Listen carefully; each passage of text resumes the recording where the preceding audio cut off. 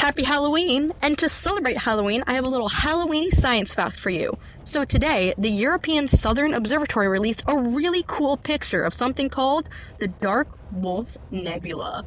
And for the Dark Wolf Nebula, if you look close, it is that dark spot in it. It kind of looks like a wolf head howling. And you also have like a little thing down here, like a hand that looks like it's reaching out ready to grab you. So it's a really cool picture and really pretty. And the cool thing about the nebula, it is something called a dark nebula, because it doesn't emit any light like most nebula do.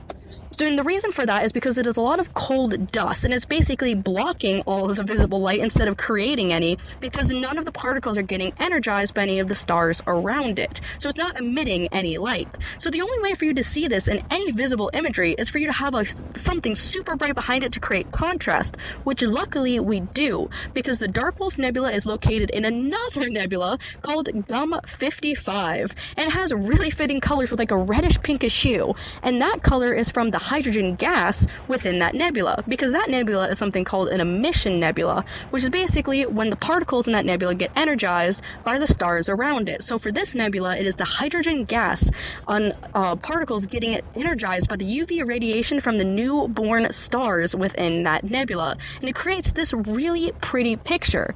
And this picture was taken by the VLT survey telescope at the Paranal Observatory in Chile, and I think it looks so cool, and it is perfectly fitting for Halloween, because every year we always have a really cool like space picture released on Halloween, and so the Dark Wolf Nebula is 2024's Halloween picture.